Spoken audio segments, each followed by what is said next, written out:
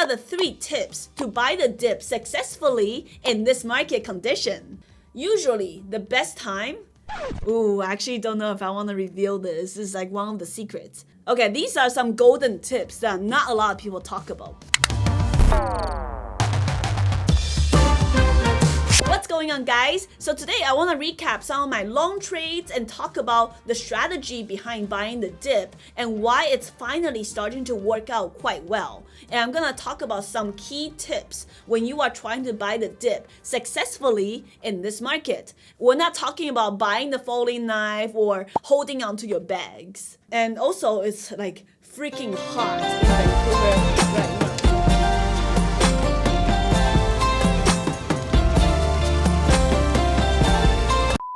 Alright, so now that we got my hair out of the way, let's finally dive into the market recap.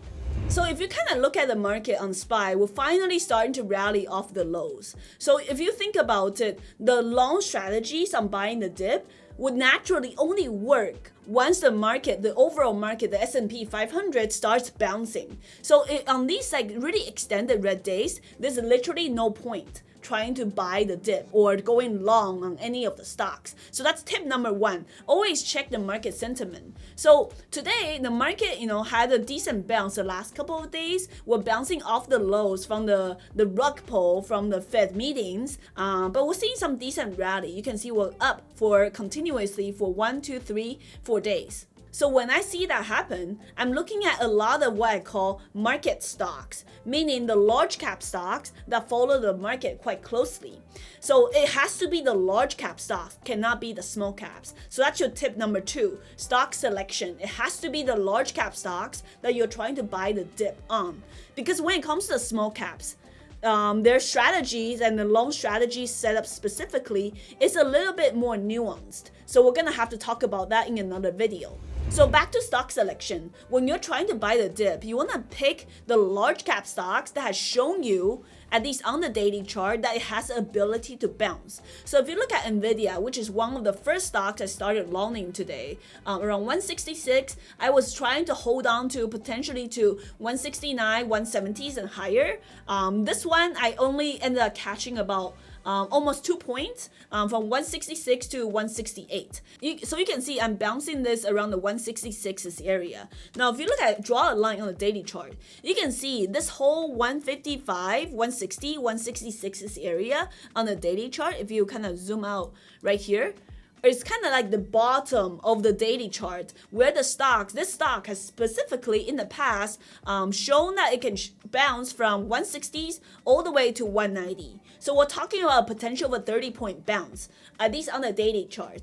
I don't think we're gonna get that in one day, but for us day traders, we're trying to capture that bounce for $1, $2, sometimes 3 or 4 or even more when the market really rallies. So that's an important key takeaway. Stock selection, large cap stocks that can actually bounce, no trashy small cap stocks, and of course the market sentiment. You wanna look at longing and buying the dips when the market started to bounce.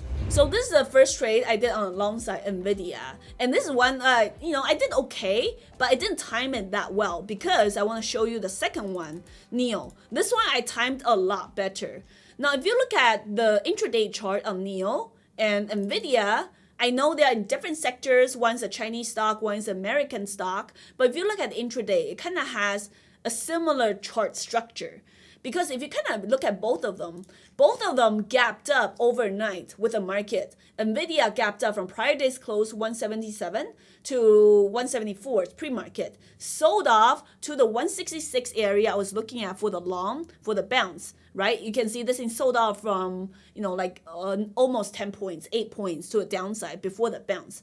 Now for Neo, it's a very similar story. If you look at the way it gapped up from prior day's close $24 to $24.60, $24.70s. So a decent amount of gap up.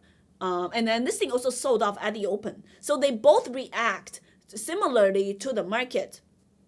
So whenever I see like a market sells off happens after a significant gap up on the individual stocks, usually the best time Ooh, I actually don't know if I want to reveal this. This is like one of the secrets. Okay, these are some golden tips that not a lot of people talk about. So if you're still watching here, make sure to hit the like button and comment down below buy the dip, so I will know that you are actually watching this, and I'll make more recap videos with more of these golden tips in the future.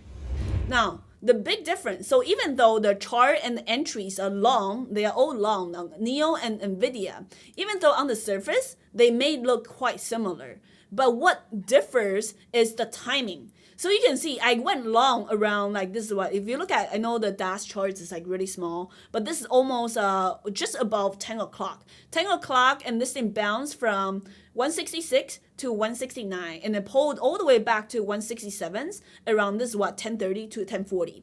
So you can see the big bounce on NVIDIA is actually around 10:30 to 11 o'clock right here. You can see it bounced from 167. This is the big bounce to 170.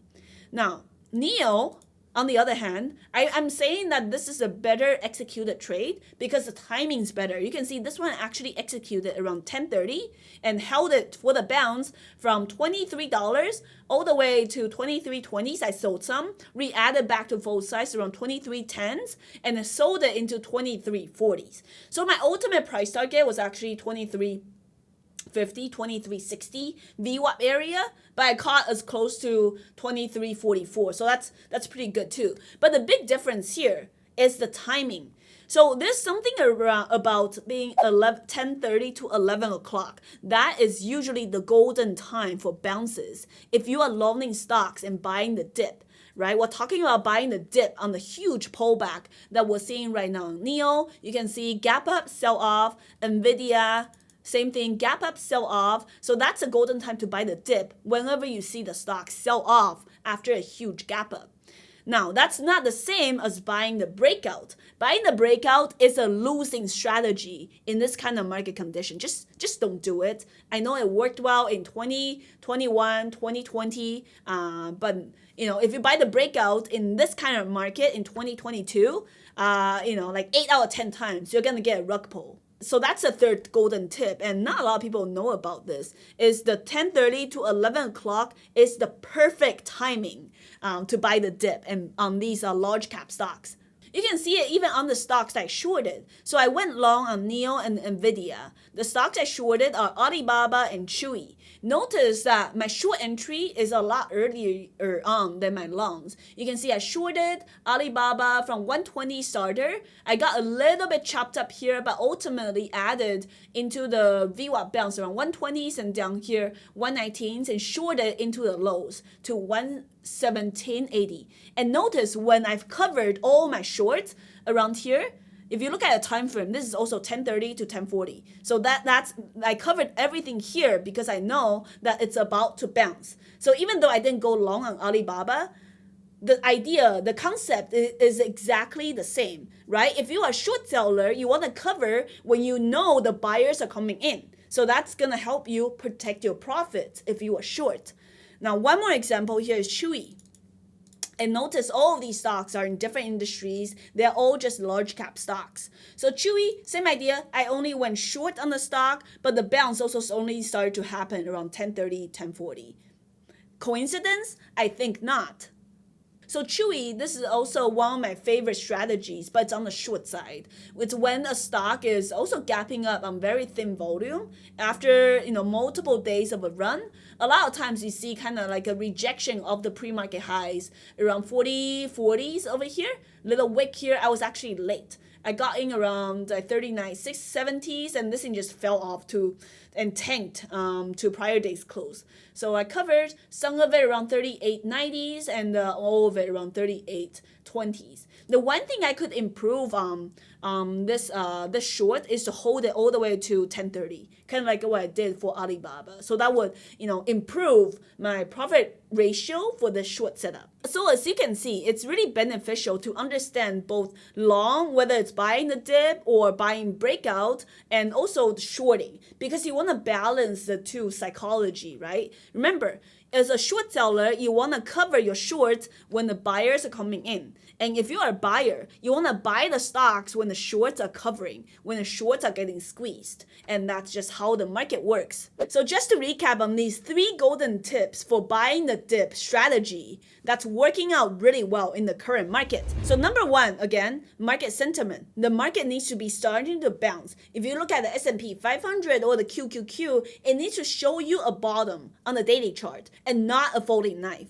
So if that happens, if you see a folding knife, do not go long. Second tip is a stock selection. Stop trading these trashy penny stocks. They might go up, but they also might go down. So, whether they go up or sideways, it's anyone's guess. It's the large cap stocks that can show you historically they have a good chance of bouncing off the lows. So that's tip number 2. Tip number 3 is the golden time frame of 10:30 to 11 o'clock. Usually that 30-minute period, give or take, is the best time to go long and bounce the stocks.